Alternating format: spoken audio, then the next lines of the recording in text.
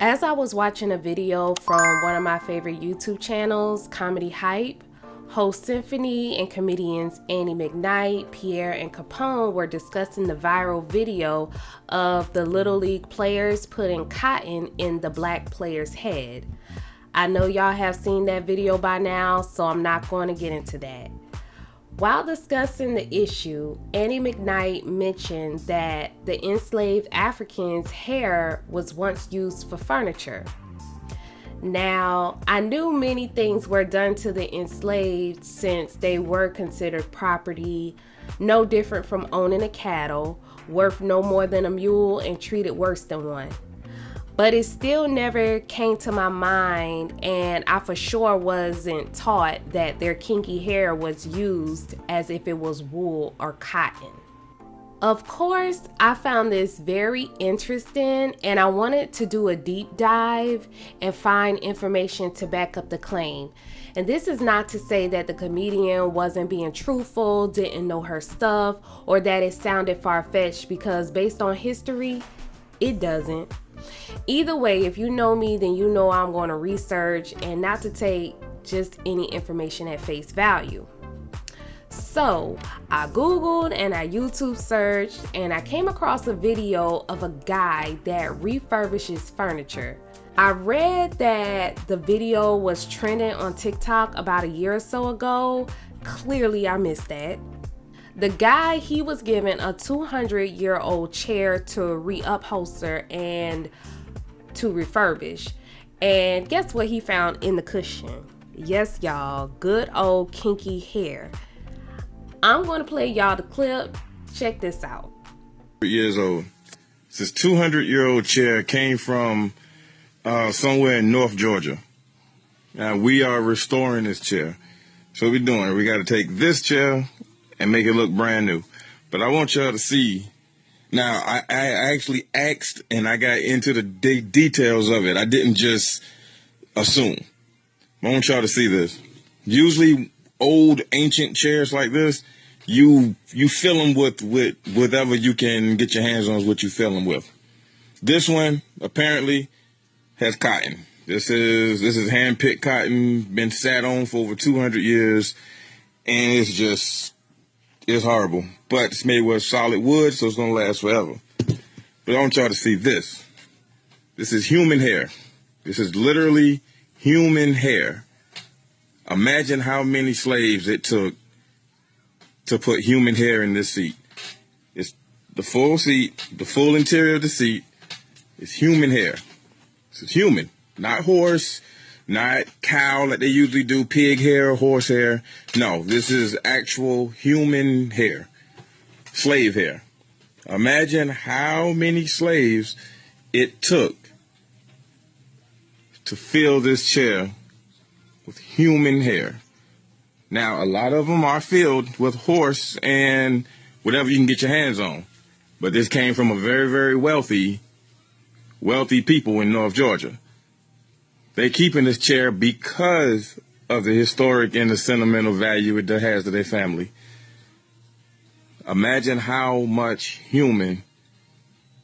many people it took to put this much hair inside of this chair. How much hair? I want y'all to think about that when you stand up for your flag and all that, and you a true American today. How many humans did it take to cut and put in this chair? That's a lot. Think about that.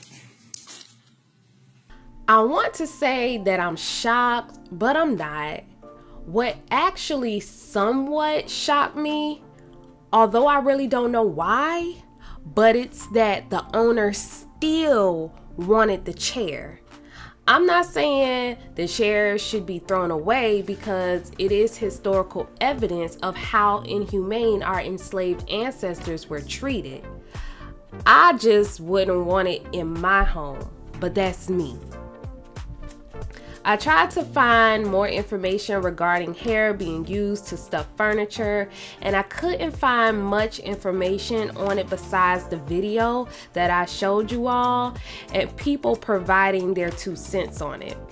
However, that does not mean that this was not a common thing. It would also be hard to obtain evidence since most people aren't keeping 200-year-old furniture. Although while trying to find more information on that, I came across black skin being used for leather. Human leather. The stuffed hair was disturbing, but this was beyond that for me. I don't even know a word to describe how horrific it is.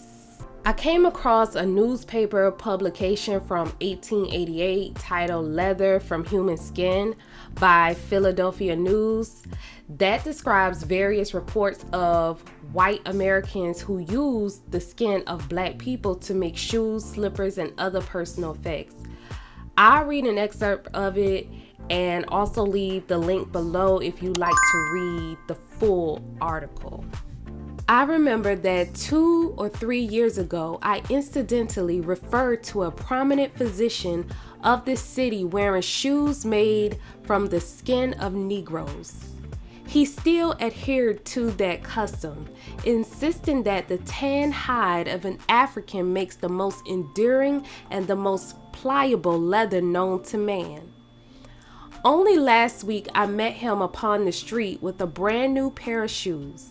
I looked at his footwear as I always do.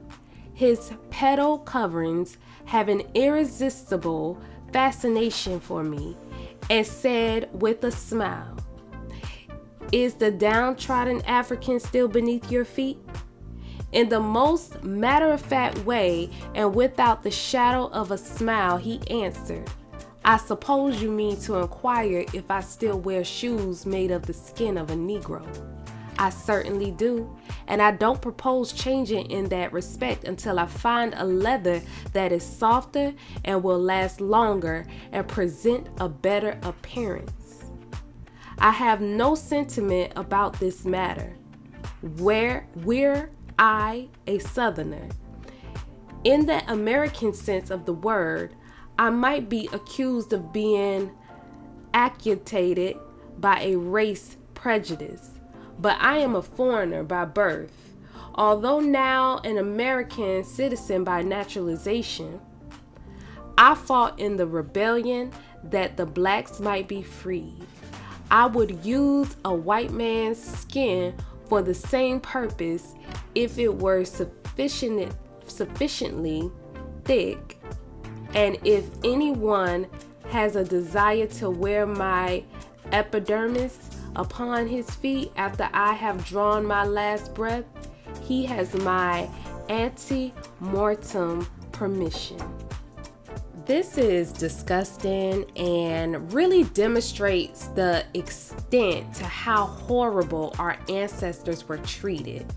Somehow the guy wearing the shoes feels he is justified because he fought to free the Negroes. I don't care if the person was dead or not. It is awful, and 9 times out of 10, that black person died in an inhumane way. So why add to it? The disrespect was real.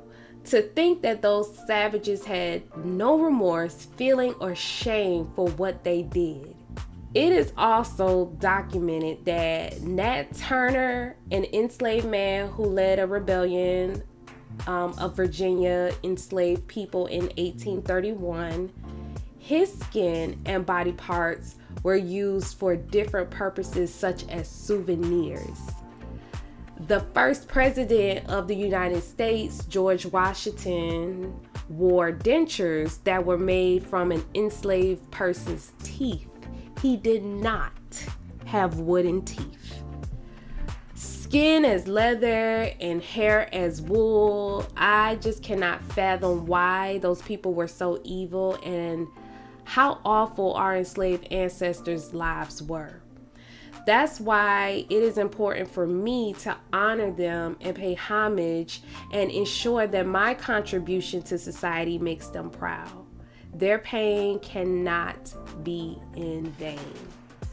Did you know about these gruesome acts towards enslaved people? If not, does it surprise you? Let me know your thoughts down in the comments. And don't forget to like, share, and subscribe. Talk with you next time.